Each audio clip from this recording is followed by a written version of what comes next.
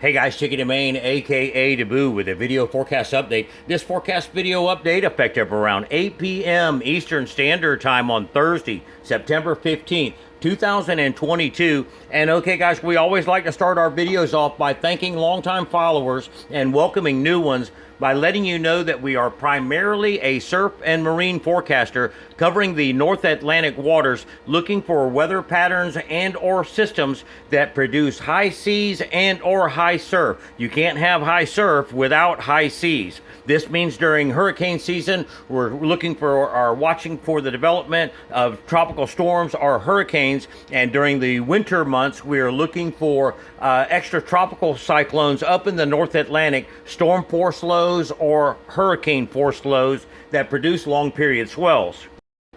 Now, we like to tell people that we have no formal training in meteorology, but we have a BS from the University of Google search. We have a unique way that we like to present the weather to you. Not being a meteorologist, you can classify me as a weather presenter through a condition called pareidolia. Pareidolia is when you were a kid, you'd lay down on the grass and you'd look up at the clouds in the sky and you go, oh, look, that's a puppy dog, or oh, that looks like Charlie Brown, or something to that effect. You see faces in the clouds or faces in objects. And a lot of times it's associated with music, so you'll always see in my social post always links to lyrics. If you just take whatever I post, copy it, put it in the Google search bar, you'll probably figure out that it's either a song or I'm trying to tell you something. We are not for everyone. Everyone is not for us. Okay? We have a lot of our followers are surfers and mariners, and so they're looking for marine and surf information. But during hurricane season, we have a lot of followers that are only interested in storm formation and whether or not there may be a storm that may be threatening them, their home, or their family. Now, despite what you guys may see as I post on social media, all caps, I draw funny faces. Despite all of that, I take what I do seriously. It involves life, limb, and property. With that said, please visit the National Hurricane Center at www.hurricanes.gov for all official forecast info. If watches and warnings are issued for your area, please heed the advice of your emergency management officials. All right, so let's jump into this. There is a lot to talk about, and so I hope you'll stay tuned in for all of it. We're going to start you off with the latest forecast track out of the National Hurricane Center on Tropical Storm Fiona. Tropical Storm Fiona formed a day or two ago and is now just east of the Northeast Caribbean in here. And we're going to talk about the cone of uncertainty and this current forecast track map. Okay, so on the cone of uncertainty, for those who are unfamiliar with it, there is a 3-day cone and a 5-day cone. And then there is the line feature that you can add, or you can do no line, okay? And the cone of uncertainty basically is margin of error. And so when we talk about the 3-day cone, this is the white shaded area that you see in here.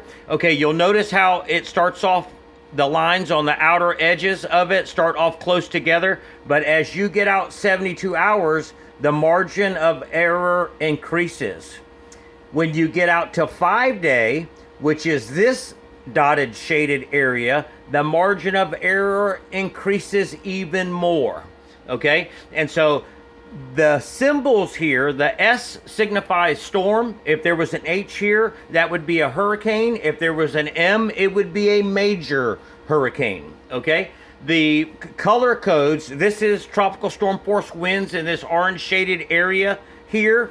And then your colors here, there is now a hurricane watch in effect for the Northeast Caribbean in here, and a tropical storm watch for Puerto Rico. That's in yellow and that's in blue. Your warnings are always in blue and your watches in yellow, or excuse me,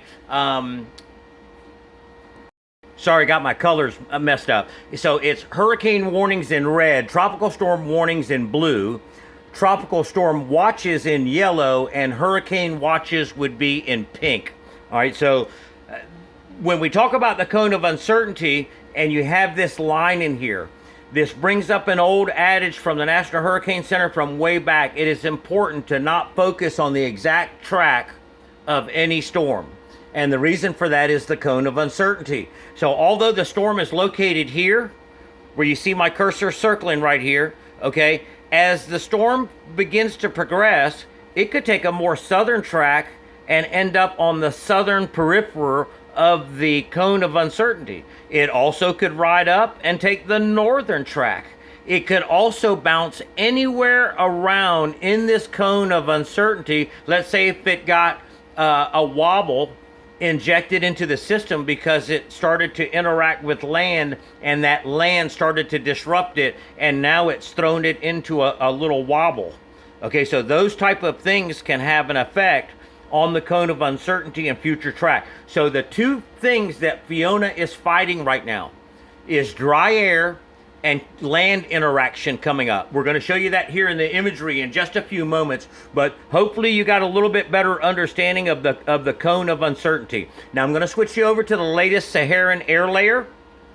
For those who are unfamiliar with what Saharan air layer is, it's commonly called SAL. Those are the abbreviations, Saharan air layer. It is dust, particulates, and dry air in the atmosphere.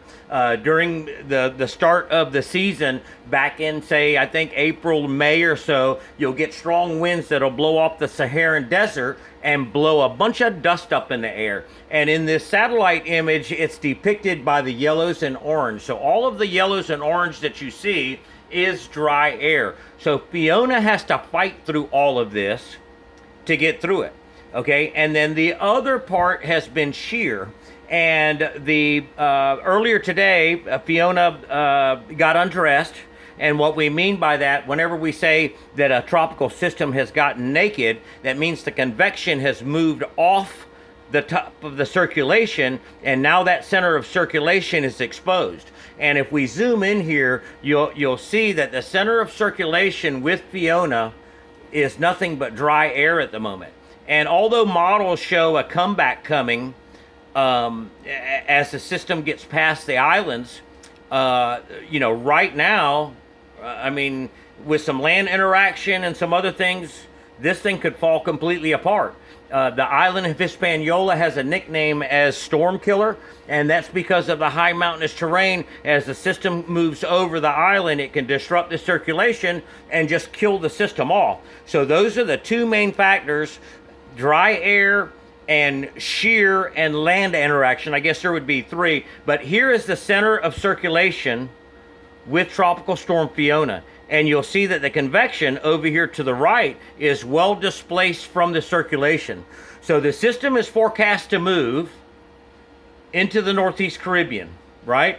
So we go look at the cone, and you see the National Hurricane Center has it coming up underneath Puerto Rico. Now, for those who are longtime followers of mine, you know that when we talk about fork in the road, during hurricane season, there's two main patterns that are known to produce tropical cyclones. One I call fork in the road, and the other one is round the corner. Round the corner is a Western Caribbean pattern that's known to produce tropical cyclones, and fork in the road. And fork in the road is when a tropical wave moves off Africa and it's moving off towards the west. As it approaches the Eastern Caribbean, sometimes the northern extension of that tropical wave can break off the main wave axis and get north of Puerto Rico.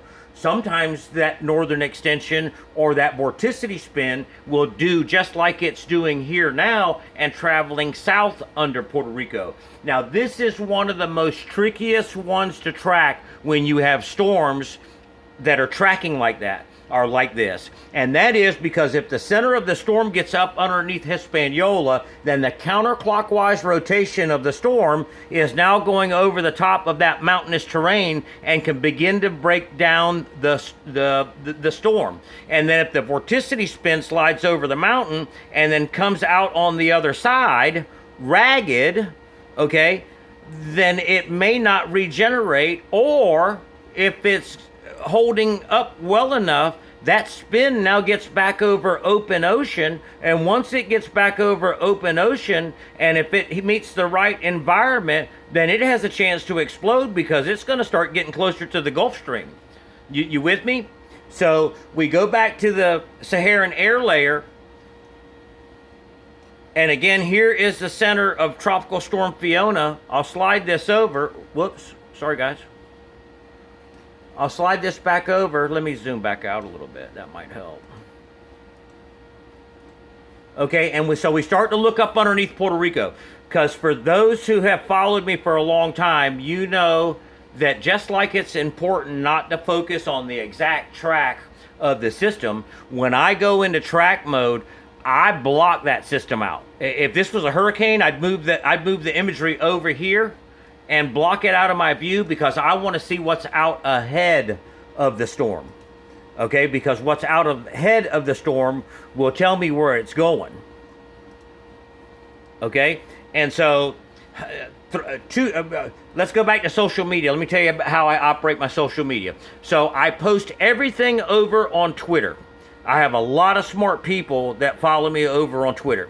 And so if you want to track a little closer, I would suggest that you open up a Twitter account, or if you got one, come find me and follow me there because I post everything there. I do not always cross-post what I post there over to my Instagram, and then which automatically shares over to Facebook. So yeah, what you guys see post, if you're following me on Instagram and you think I post a lot on Instagram, I'm blowing it up on Twitter. Okay, so if you want a little bit more closer detail, follow me over there on Twitter. So on Twitter, when I'm confident seeing what I'm seeing, I'll do what's called a pin tweet. And the pin tweet is going to put a date stamp on what I post. And so 2 days ago, I did a pin tweet, and here's the image that I used. Okay, and I'm almost 72 hours into it. Now you'll notice that a lot of people think I just draw random lines and make funny faces, but I promise you there's a method to what has kind of given me my claim to fame on how I've gotten some of the followers that I have. And so you'll notice here that this is it looks like a wagon wheel right in here. I'm demonstrating what that upper atmosphere is doing here. Okay, and if you'll notice, I put crosshairs here just off the northwest tip of Haiti, and an arrow going to it. Okay, and we already know, looking at the imagery now, that Fiona is right in here. Now this satellite imagery is almost 3 days old now, okay? And it's pinned to my Twitter profile. And so here at the wagon wheel, I'm a little north than what's projected for the storm. The storm's gonna come in here up underneath here, Puerto Rico. But if you look here, where I put my crosshairs and I put my arrow, I have not gone any further than here because I know from experience there's no sense going past here. Even though I've been sharing model images past this point, it could all be for naught, guys, so I don't want to get accused of hype. This is where I put my pin tweet, so I'm confident that Fiona or the remnants thereof will make it here. And one of the other things that gives me the confidence that I'm on track is we go back and look at the National Hurricane Center's forecast track, and guess what? They've got that tropical storm right there off the northwest tip of Haiti. Now, they may be a little bit right of where I am. I might be right in here, but I'm certainly within the cone of uncertainty. Now, this is their 5-day track. If my Twitter post is 3 days old, that means that if this verifies, if nothing changes between now and 5 days, and Fiona ends up here, that means I'm 8 days out in front of a pinned location of where I said the storm was going to end up. Okay, and that's one of the reasons why we watch and you follow. Okay, I'm telling you all this. We'll switch you back over to the Saharan air layer. I'm telling you all this because, I mean, this has a big fight out in front of it to survive. I mean, you see all of this dry air in here. And what helped Earl was there was an upper level low that was over here off Cuba, very similar to what we have going on right now, okay? But that upper level low and that front was able to fire up some convective activity coming off Florida, and it softened up this dry air in here, which allowed Earl, once Earl hit the pocket in here, to explode. So some of you may have seen that I had been posting Earl 2.0. You know, one of the common phrases that I like to use is sometimes, like in history, weather repeats itself.